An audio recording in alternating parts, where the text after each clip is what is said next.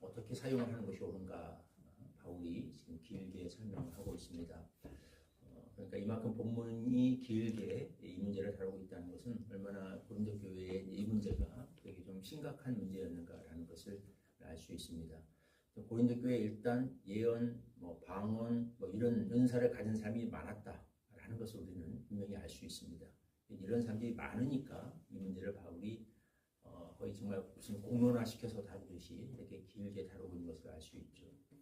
이렇게 은사들이 많은데도 불구하고 우리가 알다시피 고린도 교회가 얼마나 사실은 바울의 마음을 많이 상하게 했고, 바울이 정말 눈물의 편지를 쓰고 늘 근심 가운데 기도해야 할 만큼 그렇게 고린도 교회 때문에 많이 마음이 상했는가라는 것을 생각해 보게 되죠. 그러니까 분명히 알게 됩니다. 은사, 성령께서 주시는 그런 은사와 신앙의 성숙과는 크게 상관이 없다라는 것을 알게 됩니다. 성령의 은사론에 있어서 우리가 분명히 알아야 될 것은 그 은사가 얼마나 많이 예언, 환상, 기적, 통변, 신유 이런 것들이 많이 나타나는 것과 그 개인 신앙의 성숙도와는 크게 상관이 없다라는 거. 그걸 하나의 둘이 같이 가는 것 마냥 그렇게 해석하는 것이 얼마나 잘못된 성령론인가, 은사론인가 하는 것을 분명히 알게 됩니다. 고린도 교회는 여기에서 큰 오해가 있었어요. 그래서 이런 것이 많이 나타날수록 아주 신령한 교회라고 생각을 했고, 이런 것들을, 이런 화려한 어떤 성령의 눈에 보이는 외적인 은사, 기적, 신비 이런 거를 많이 일으키는 사람일수록 신령한 사람이다라고 그렇게 생각을 했던 것 같아요. 그러니까 그것으로 사람들을 비교하려고 했고, 누가 더 위대한 종이냐, 내가 누가 더 위대한 종 밑에서 배웠느냐, 이런 문제가 자꾸 대두가 됐고, 경쟁이 일어났고, 시끄러웠고, 하나 되지 못하고 많은 그 잡음이 일어난 이제 그런 일들이 고린도 교회에 많았었다는 거죠. 이 잘못된 성령론, 잘못된 은사론에서 이런 문제가 생겼습니다. 그래서 바울은 이 문제를 시종일관 힘줘서 강조합니다. 신령함이라는 게 뭐냐, 성숙함이라는 게 뭐냐에 대해서 계속 강조하고 있어요. 오늘 본문에서도 너희가 좀 지혜로운 자들이 어떤 자들인지 좀 알았으면 좋겠다라는 말로 이렇게 시작합니다. 너희가 악에는 어린아이가 되었으면 좋겠고,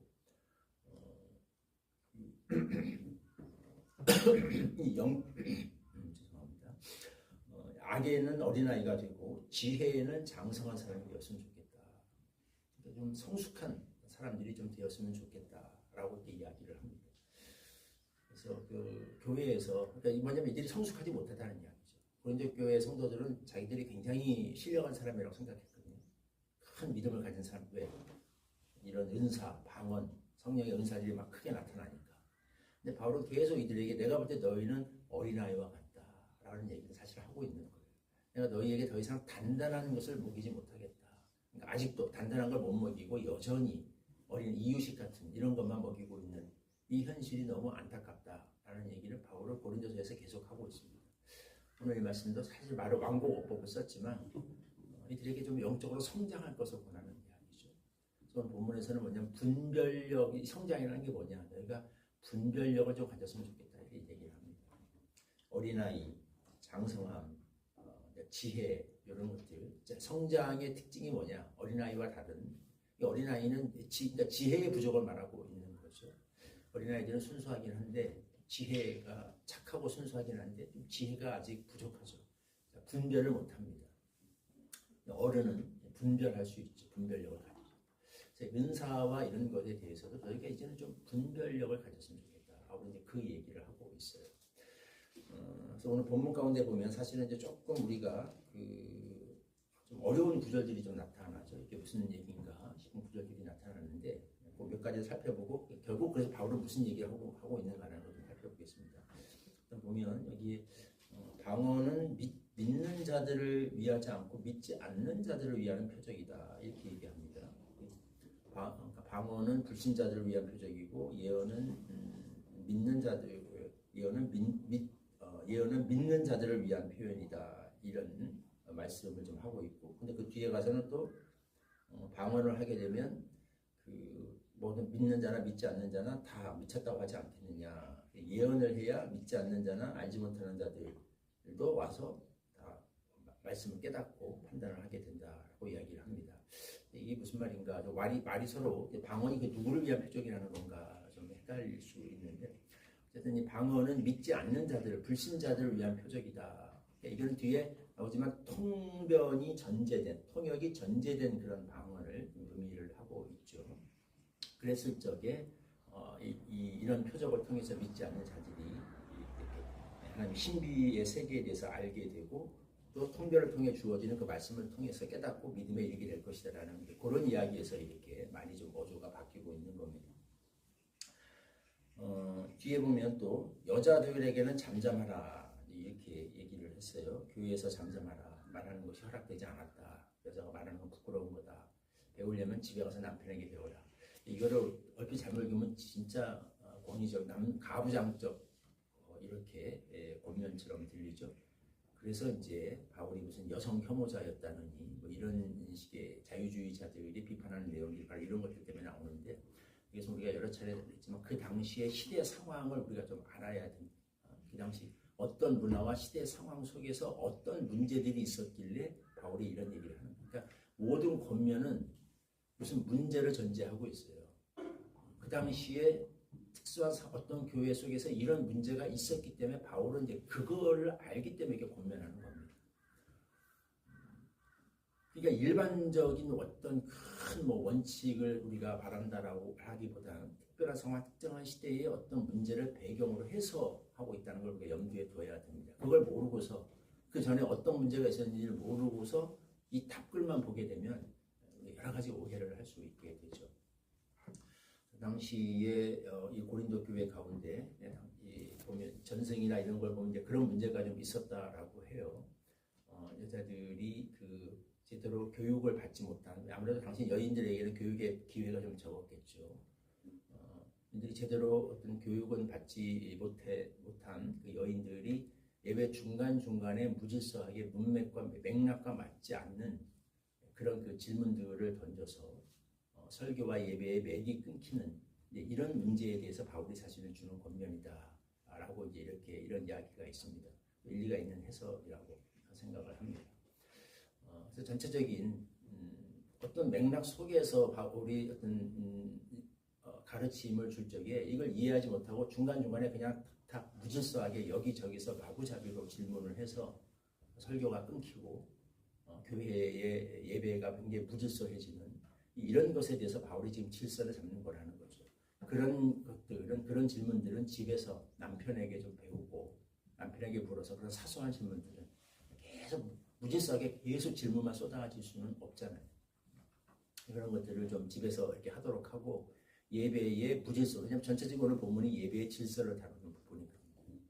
그런 것들을 전체적인 질서와 분위기를 해치지 말라라는 배경 속에서 주어진 권면이다라고 하는 해석이 있습니다. 얼마나 정확한지는 모르겠지만 일리가 있는 해석이라고 생각을 하고요. 어쨌든 전체적인 본문에서 바울이 주고자 하는 것은 결국 고린도서에서 일관되게 주장하고 있는 메시지입니다. 모든 은사의 결국 목적이 뭐냐? 나는 누가 얼마나 남들보다 신령한 종인가를 과시하고 자랑하라고 혹은 비교하라고 주신 것이 아니다라는 거예요. 은사는 성령께서 주신 것인데 목적은 분명합니다. 교회를 세우라고, 덕을 세우라고 주신 거라. 내 자신의 혹시라도 신령함을 뽐내거나 과시하기 위해서 주는 것이 아니라 철저하게 교회를 세우고 형제를 세우고 덕을 세우기 위해서 이걸 통해서 한 사람이라도 믿지 않는 자가 믿음에 이르게 되고 또 예수를 믿는 자들이 또 하나님의 뜻이 무엇인가를 깊이 깨닫게 되고 서로의 신앙이 세워지도록 하기 위해서 주신 거라는 거죠.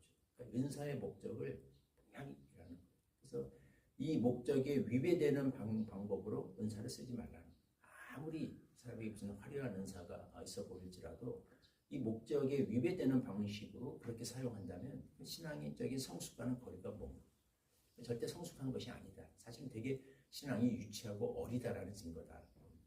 은사에 대한 바른 좀 이런 분별력을 가지고 정말 진짜 어떤 누가 신령한 종이냐 사실 이렇게 생각하는 것 자체가 사실 신령하지 못한 건데 그래도 정말 참으로 누가 정말 신령한가 어떤 교회가 신령한가 라고 굳이 정말 분별을 하려고 한다면 이 기준이 뭔지를 바로 알고 분별하라. 아까 그 얘기를 하는 거예요.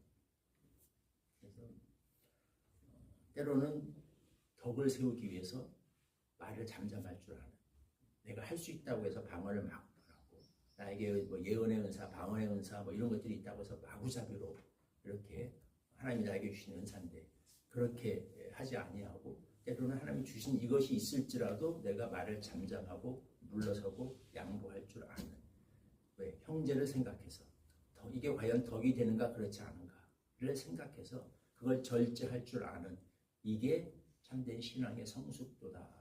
이게 참으로 신령함의 척도다. 굳이 말을 하자면 바울은 지금 그런 이야기를 하고 있습니다.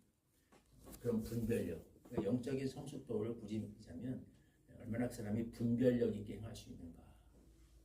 이것이 영적인 성숙도, 성령께서 주시는 은사를 정말 제대로 바르게 이해해서 사용하고 있는 사람을 우리가 판단할 수 있는 척도다. 바울은 그런 이야기를 하고 있습니다. 그래서 다 오늘 본문 가운데 나오는 것들이 다 그런 분별력을 가지고 은사의 어떤 눈에 보이는 현상이나 화려함과 초자연적인 어떤 그런 것들에 무조건 현혹되거나 휘둘리지 말고, 그래서 바로 올바르게 사용하라.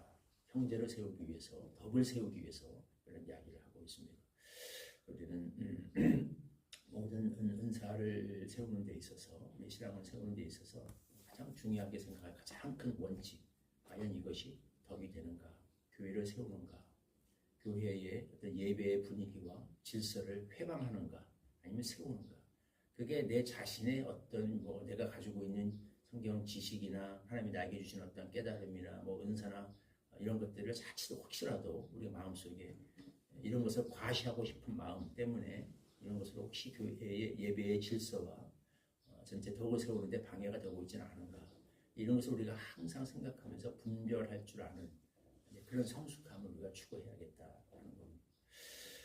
우리에게 이런 올바른 기준과 방향을 주셔서 우리가 정말 올바른 성경적인 성숙함을 추구하고 그 성숙에 이루는 그런 성도들이 되고 그런 교회 공동체를 세워 나갔으면 좋겠습니다. 우리에게 그런 은혜를 허락해 주시기를 기도합니다.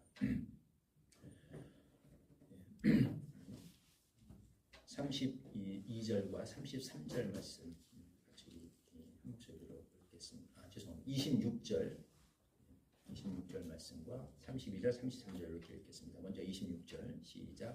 그런즉 형제들아 어찌할까? 너희가 모일 때 각각 찬송시도 있으며 가르치는 말씀도 있으며 계시도 있으며 방언도 있으며 통역함도 있나니 모든 것을 덕을 세우기 위하여 하라. 32, 33 시작.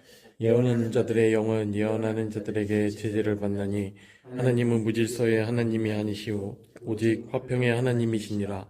모든 성도가 교회에서 함과 같이. 하나님은 무질서의 하나님이 아니요 질서와 화평의 하나님이 계십니다. 이 하나님께서 주시는 모든 성령의 은사들은 교회 예배의 질서를 회방하지 아니하며 성도들의 믿음을 세우고 덕을 세워서 교회가 올바르게 세워지도록 하기 위함입니다.